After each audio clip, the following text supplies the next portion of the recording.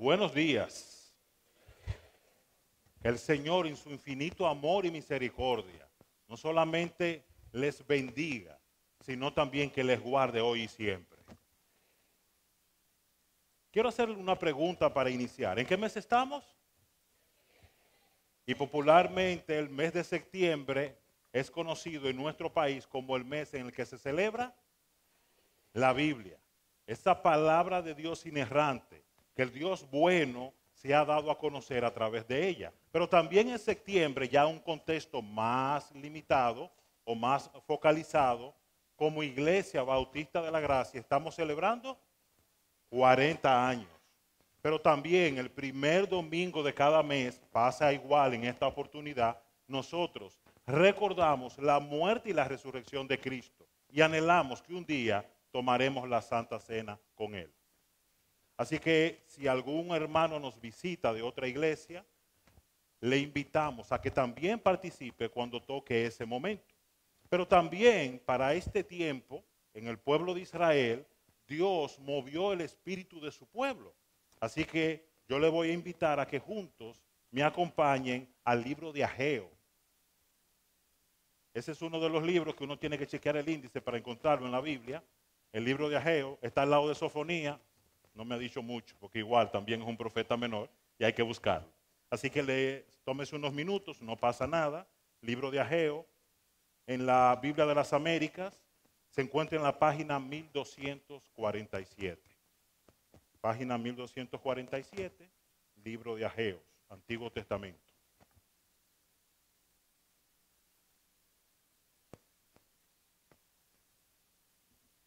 Una vez lo tenga, entonces le pido que me acompañe a orar juntos antes de proceder a la lectura y a la reflexión de esta mañana. Miro hacia arriba. Si ya lo tienen, por favor le pido que me confirmen con un amén. Oramos. Señor, nos acercamos a ti una vez más, consciente de lo que somos, por lo cual te pedimos, perdónanos. Limpia nuestras conciencias de tal modo que no solamente podamos ser receptivos a tu palabra, sino que podamos ver tu grandeza. Oh Dios, te pedimos una vez más que como lo has hecho por 40 años, hable a tu pueblo. Y no solamente, oh Señor, nos edifiques, nos motives, quizás nos confrontes, que también a los amigos que nos visitan, oh Dios, tú le des lo mejor de ti, oh Señor, a tu Hijo Jesucristo. Que ellos puedan ver la hermosura, la belleza de Cristo en cada una de las palabras de esta mañana. Te pedimos en cuanto a mí, oh Señor, que me ayudes a ser fiel a tu palabra. Oh Dios, reconozco no solamente las limitaciones que tengo, pero también reconozco tu gran poder. Usa, oh Señor, una vez más a tu siervo para que tu pueblo sea edificado y para que tus escogidos, oh Señor, sean alcanzados. Es nuestra oración en esta mañana. La hacemos en el nombre de Cristo. Amén. Ageo capítulo 1, vamos a leer los versos 1 hasta el verso 5. Hemos titulado esta reflexión, es tiempo de priorizar, considerad vuestros caminos. Dice el texto, en el año segundo del rey Darío, en el mes sexto, el primer día del mes, vino la palabra del Señor por medio del profeta Ageo a Zorobabel, hijo de Salatiel, gobernador de Judá, y al sumo sacerdote Josué, hijo de Josadab, diciendo, así dice el Señor de los ejércitos, este pueblo dice, no ha llegado el tiempo de que la casa del Señor sea reedificada. Entonces vino la palabra del Señor por medio del profeta Ageo diciendo, ¿es acaso tiempo para que vosotros habitéis en vuestras casas artesonadas mientras esta casa está desolada? Ahora pues, así dice el Señor de los ejércitos, considerad bien vuestros caminos. Una pequeña pregunta técnica. ¿Ustedes me escuchan bien? Ok, seguimos. Al ver el texto, lo primero que notamos es que Dios está hablando a su pueblo. Así que es importante conocer el contexto en que esta palabra fue enviada por Dios a través del profeta Ageo. Así que para estudiar este texto, lo primero que vamos a hacer es estructurarlo para que se haga fácil no solamente de seguir la idea original, sino también de poder recordarlo. Así que en primer orden, desde los versos 1 hasta, o más bien el verso 1, nos vamos a centrar en entender el contexto de estas palabras. Para el verso 2 hasta el verso número 4, vamos a ver cuál era el argumento, lo que hemos llamado pretexto. Un pretexto es algo que pareciese lógico, pero es insostenible. ¿Por qué te robaste el pan? Porque tenía hambre. Pareciera lógico, ¿verdad? Pero hubiese sido mejor pedirlo en lugar de robarlo. Y por último, en el verso número 5, vamos a reflexionar sobre el resultado que estaba teniendo Israel y cuál es entonces la instrucción divina para salir del estado en el que ellos se encontraban. Así que, una vez más, es tiempo de priorizar, considerar bien vuestros caminos, considerando el texto de Ageos 1 al 5, vamos a ver en qué contexto esta palabra fue dada, qué pretexto tenía el pueblo y por último, qué resultado había obtenido de sus acciones. Así que primero vamos a entender la ocasión de aquellas palabras para ver cómo podemos entonces apreciarla en el día de hoy. Dice la Escritura que en el año segundo del rey Darío, así que hay un momento aquí en la historia de Israel y este momento corresponde al tiempo post-exílico, es decir, cuando ellos salieron del exilio. Dios había disciplinado a su pueblo por 70 años en la tierra de Babilonia, bajo el gobierno babilónico. De modo que llega un momento donde se cumple la profecía y Dios libera entonces de la disciplina a su pueblo. Todo el pueblo de Dios tenía dos opciones. O retornaba a la tierra prometida, aquella tierra que Dios había dicho que iba a bendecirlos a ellos, o se quedaba en el territorio de Babilonia. Así que un grupo, de manera particular, dirigido por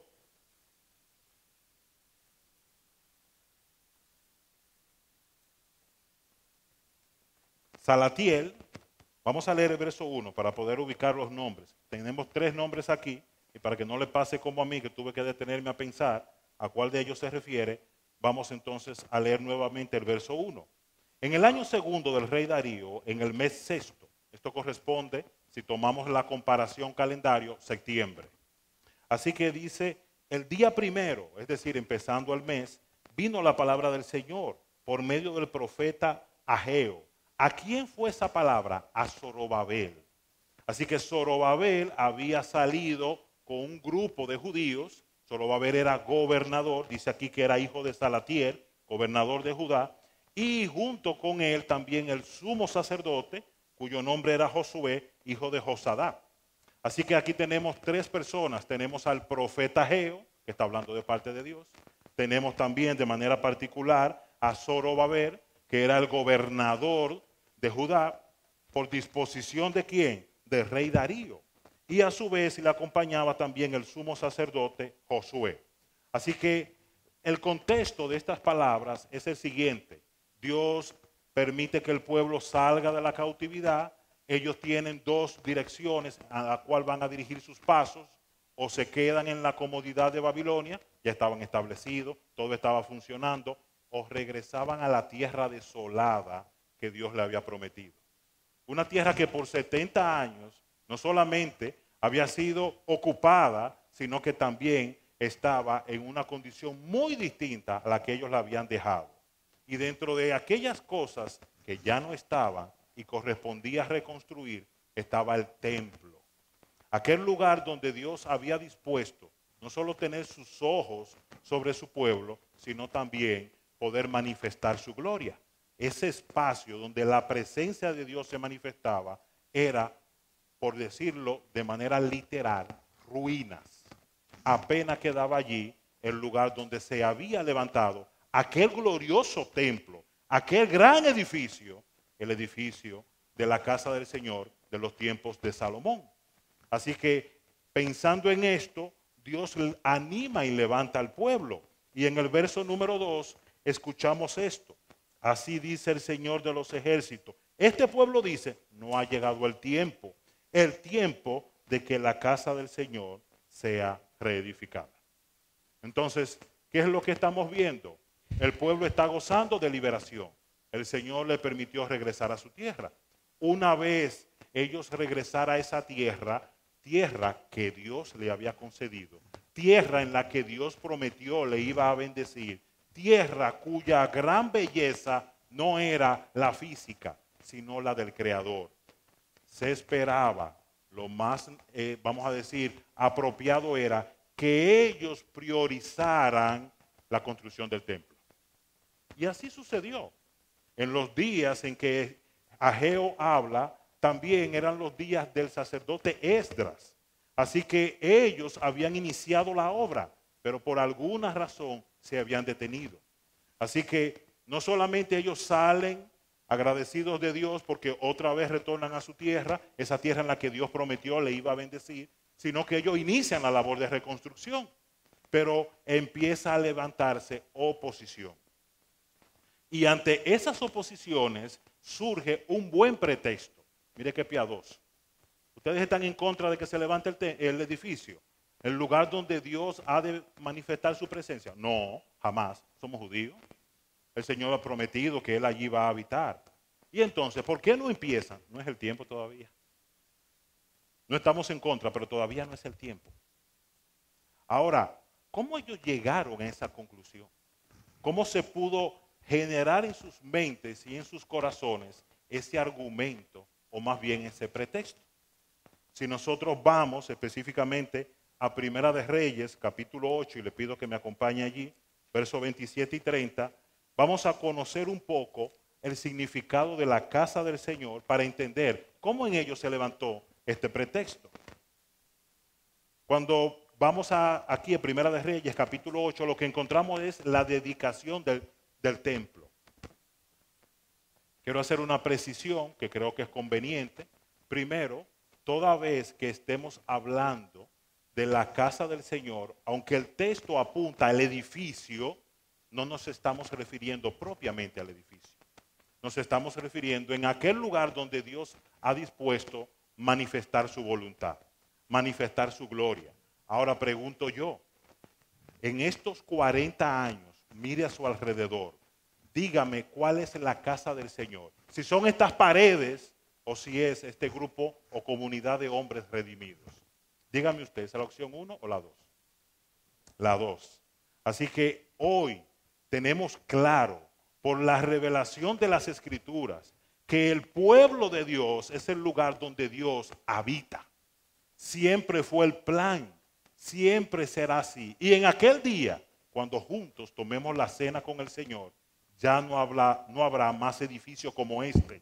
No habrá templo en aquella nueva tierra. ¿Saben por qué? Porque estaremos con el Señor por completo. Le veremos cara a cara tal cual Él es.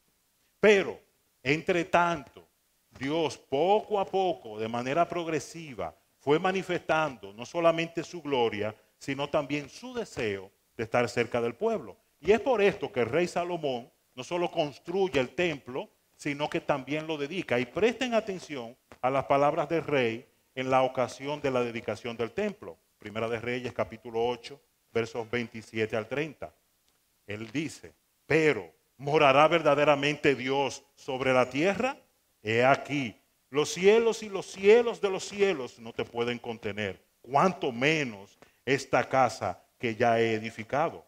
No obstante, atiende a la oración de tu siervo y a su súplica, oh Señor Dios mío, para que oiga el clamor y la oración de tu siervo, que tu siervo hace delante de ti, porque tus ojos están abiertos noche y día hacia esta casa, hacia el lugar del cual has dicho, mi nombre estará allí, para que oiga la oración de tu siervo, que tu siervo haga hacia este lugar, y escucha la súplica de tu siervo y de tu pueblo Israel cuando oren hacia este lugar.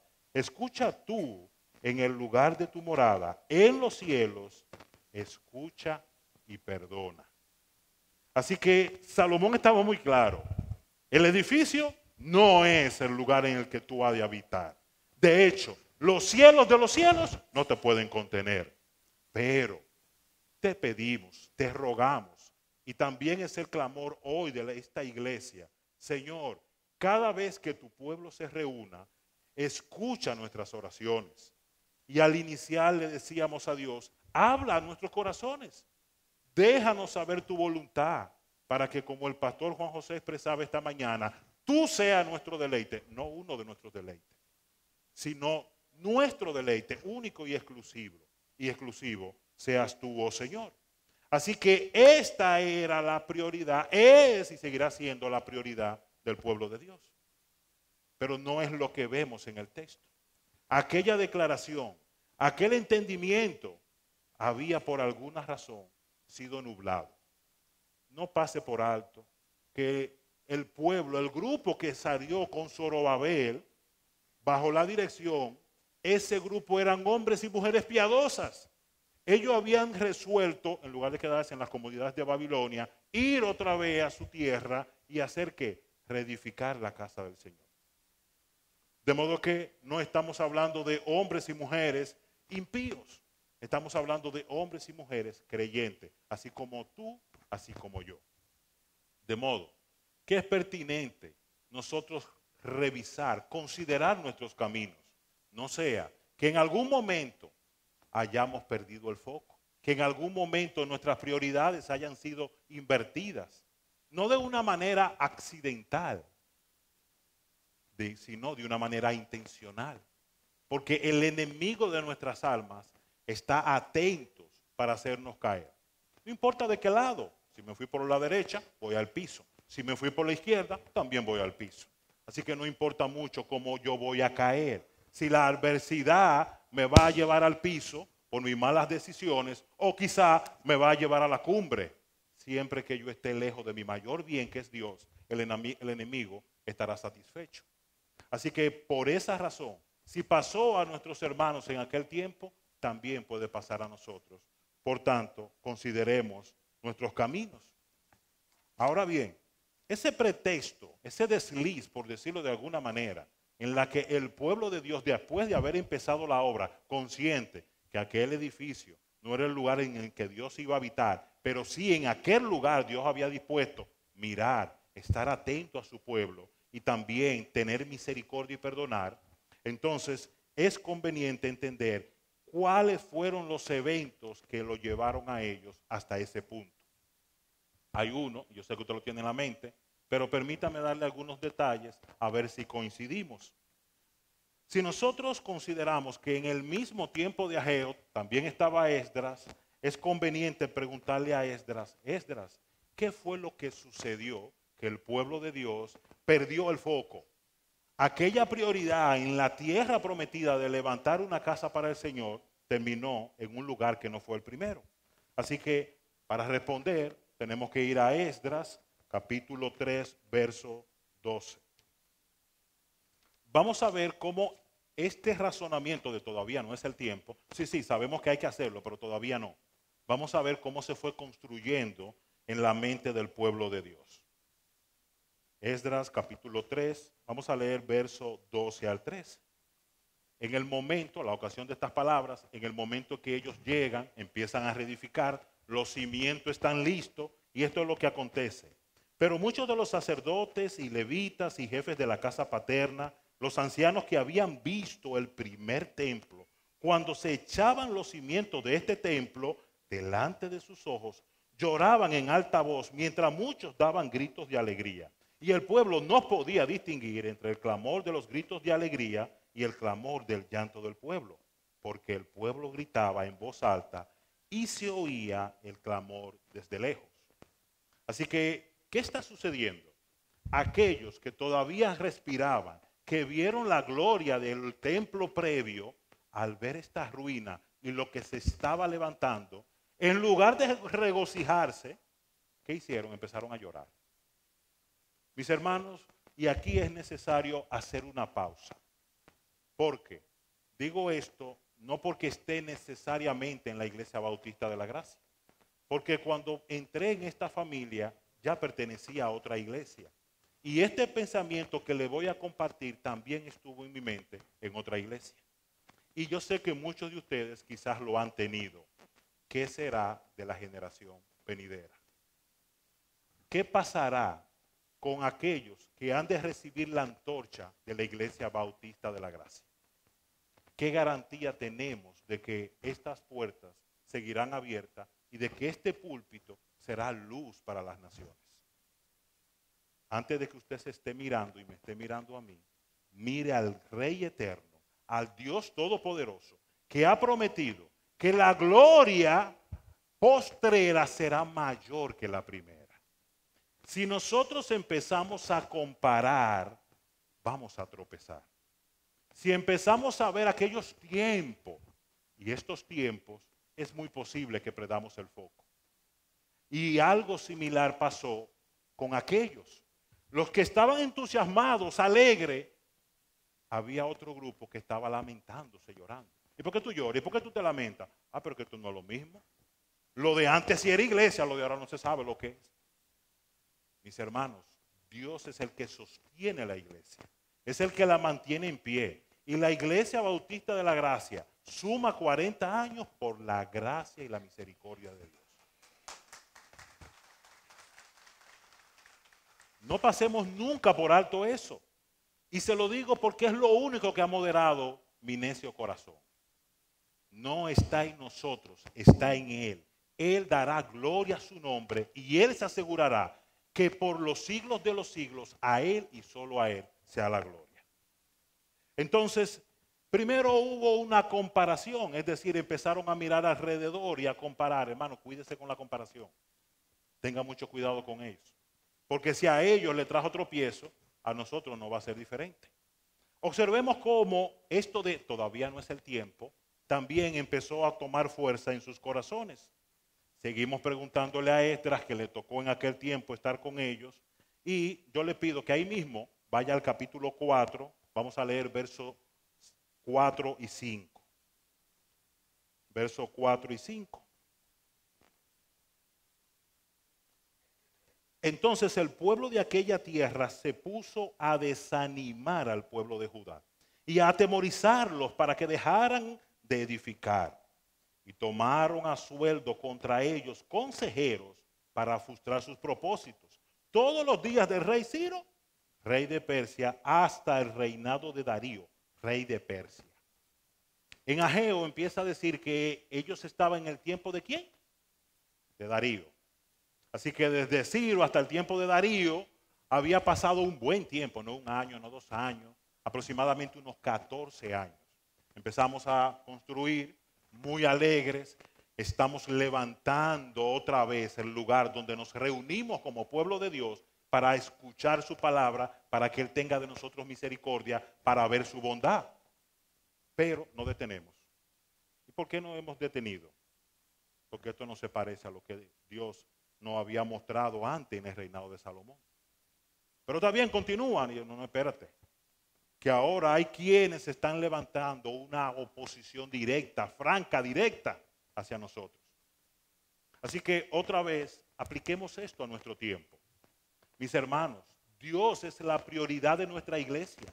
No permita que nadie venga como un consejero a decirle otra cosa. Nosotros somos iglesia para que el nombre de Dios sea glorificado.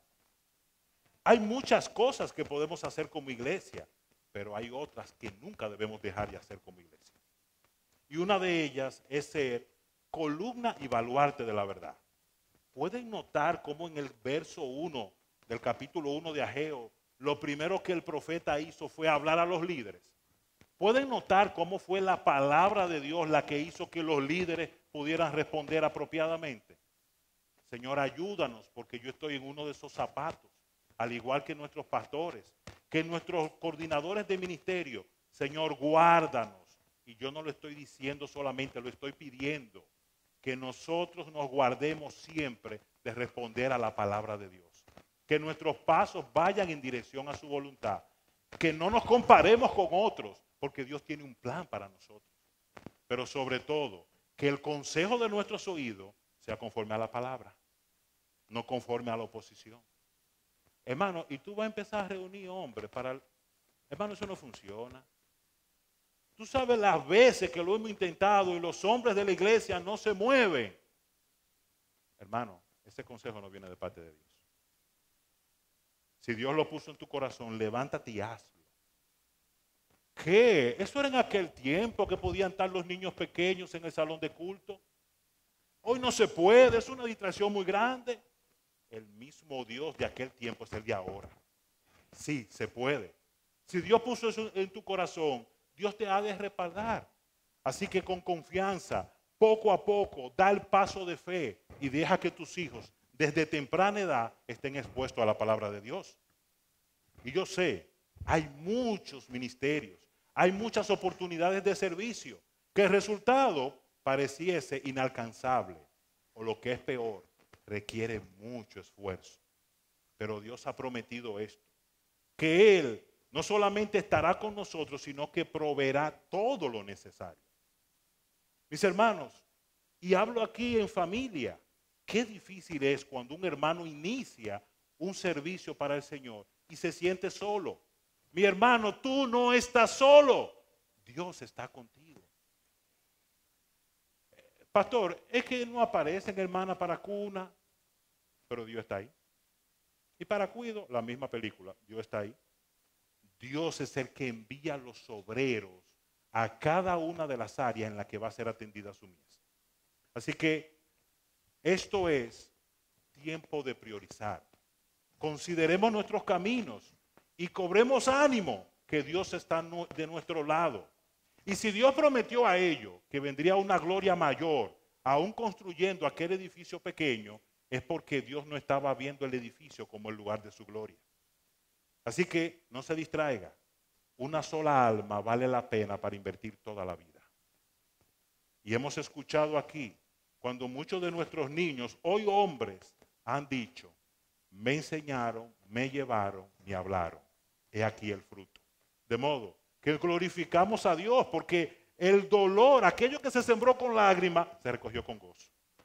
Así que una vez más, animémonos hermanos, consideremos nuestros caminos, no nos comparemos con otros, pero sobre todo, no olvidemos que el Dios Todopoderoso está con nosotros. Así que cualquier consejo que le desanime, déjalo de lado. Pero también recordemos que Dios utiliza la circunstancia para llamarnos. No olvide que el pueblo de Israel había sido instruido por la palabra de Dios. Y no quisiera como distraerle mucho, por eso voy a leer este texto y al final daré la cita para que ustedes comprendan lo que estaba sucediendo. En Deuteronomio capítulo 11, versos 12 al 17, el Señor le había dicho esto a su pueblo. Es una tierra que el Señor tu Dios cuida. Déjeme leerlo de nuevo otra vez. Es una tierra que el Señor tu Dios cuida. No es que tú tienes buenos guachimanes. Es que Dios es el que cuida de nosotros. Y sigue diciendo, los ojos del Señor tu Dios están sobre ella siempre. Desde el principio hasta el fin del año. Desde el 1 de enero hasta el 31 de diciembre. Y sucederá que si obedecéis mis mandamientos que os ordeno hoy, de amar al Señor vuestro Dios y de servirle con todo vuestro corazón y con toda vuestra alma, Él dará a vuestra tierra la lluvia a su tiempo, lluvia temprana y lluvia tardía, para que recojas tu grano, tu mosto y tu aceite. Él dará hierba en tus campos para tu ganado, y comerás y te saciarás. Cuidado de no sea que se engañe vuestro corazón. Tengo que leer otra vez. Cuidaos, no sea que se engañe vuestro corazón y os desviéis y sirváis a otros dioses y los adoréis. No sea que la ira del Señor se encienda contra vosotros y cierre los cielos y no haya lluvia y la tierra no produzca su fruto y pronto perezcáis en la buena tierra que el Señor os da. Mire conmigo en Ageo a ver si eso fue lo que pasó o no. A partir del verso número 6, estas son las palabras del pueblo de Dios. Sembráis mucho, pero recogéis poco. Coméis, pero no hay suficiente para que os saciéis. Bebéis, pero no hay suficiente para que os embriaguéis. Os vestid, pero nadie se calienta. Y el que recibe salario, dice, recibe salario en bolsa rota. ¿Usted lo puede notar? No era Satanás. Dios estaba usando las circunstancias para llamar la atención de su pueblo. Para que otra vez ellos entendieran que la fuente de su bien era Dios. Así que todo esto había acontecido y la causa era una sola. Dios lo había hecho para remediarlo, para despertarlo, para que ellos volvieran otra vez a poner los ojos sobre lo que era su prioridad. Y la prioridad era, es y sigue siendo Dios. Servirle, estar con Él en comunión. Eso es lo que Dios quiere y demanda de cada uno de nosotros. Así que es muy posible que yo me encuentre en una circunstancia en la que la providencia me ponga en estrechez. Que haya escasez de alimentos, que haya escasez de ropa, que haya escasez de salario. Pueden haber múltiples formas en que haya escasez. Ahora bien, esa es una forma en la que Dios puede llamar mi atención sobre Él, pero también puede ser inverso. Recuérdense, no importa de qué lado usted se caiga, lo importante es que usted se caiga. Pudiera ser que fuera lo contrario, que hubiese mucha prosperidad, que las cosas van a pedir de boca, que nos sintiéramos tan bien que pudiéramos decir paz. Y entonces venir consecuencias muy diferentes a ellas. Entonces, mis amados hermanos, básicamente lo que queremos ver aquí es que una vez nosotros organizamos nuestras prioridades, lo que Dios ha prometido Él lo cumple. Recuerda lo que Jesús decía: busquen primero el reino de Dios y su justicia. Todo lo demás, Él se encargará de ello. Así que el sostenimiento, no solamente nuestro, sino como iglesia, está en buscar a Dios y su voluntad. No está en nuestros esfuerzos. No estoy diciendo que seamos indulgentes, que no seamos diligentes, todo lo contrario. Dios bendice la mano del diligente. Pero lo que básicamente queremos llamar vuestra atención, como lo está haciendo aquí el profeta, es considerar vuestros caminos. ¿En qué se está yendo nuestro tiempo? ¿Hacia dónde van nuestros esfuerzos? Mire, en este mes, providencialmente, me voy a mudar. A la casa donde me voy a mudar le faltan cosas. Entonces, hay alguien que está trabajando en ella y es mi tarea ir para ver que eso se está haciendo como acordamos. Y yo a veces me quedo pensando, yo tengo tanto cuidado para la casa donde va mi familia. ¿Es el mismo cuidado que yo tengo con el pueblo de Dios? No, estas paredes no pierdan el foco. Hay que cuidarla, pero son las almas. Yo tengo tanto cuidado como lo tengo con la casa, con mi familia, yo lo tengo también con el pueblo de Dios. Yo no quiero que tú me respondas. Lo que yo quiero es que tú prestes atención a esto. Dios te está llamando a que vuelva a Él. Nuestro Dios es bueno. Nuestro Dios es misericordioso. Nuestro Dios es perdonador. Si al verte en las Escrituras te encuentras convicto de pecado, eso es bueno. Porque Dios te está llamando. Y no olvides esto. Él perdona. Se deleita en perdonar. Así que ya para ir cerrando, no solamente hemos visto que el contexto de ello era un contexto muy especial, pero no era diferente al de nosotros. Podemos decidir dónde nos vamos a deleitar, si en las cosas creadas o en el Creador. Segundo, nuestro tiempo, la manera en que invertimos nuestra vida, habla mucho de aquello que es primero para nosotros. Así que, una vez más, si hemos perdido el foco, volvamos otra vez al Señor. Y por último, Dios no solamente perdona, también restaura. Yo quiero pedirle que usted vaya al verso 7, ahí mismo en ese capítulo 1, y observe cuál es la respuesta de Dios, como se decía esta mañana, al corazón contrito y humillado.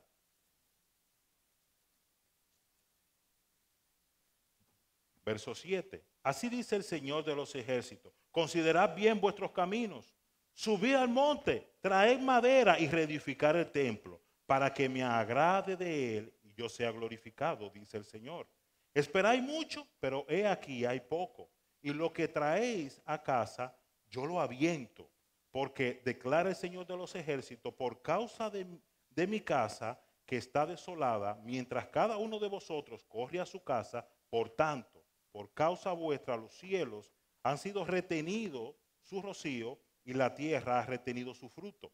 Y llamé a la sequía sobre la tierra, sobre los montes, sobre el trigo, sobre el mosto, sobre el aceite, sobre lo que produce la tierra, sobre los hombres, sobre el ganado y sobre todo el trabajo de vuestras manos.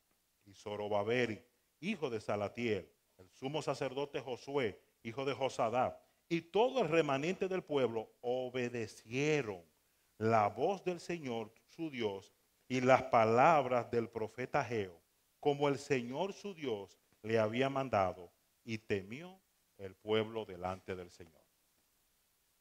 Esa es la respuesta. Hermanos, confiemos en Dios. Pongamos no solamente toda nuestra confianza en Él, sino todo nuestro esfuerzo, toda nuestra vitalidad, todo lo que Dios ha puesto en nuestras manos, vamos a usarla para Él. Mis hermanos, esto es más serio de lo que parece. Porque detrás de ese desenfoque del pueblo hay idolatría.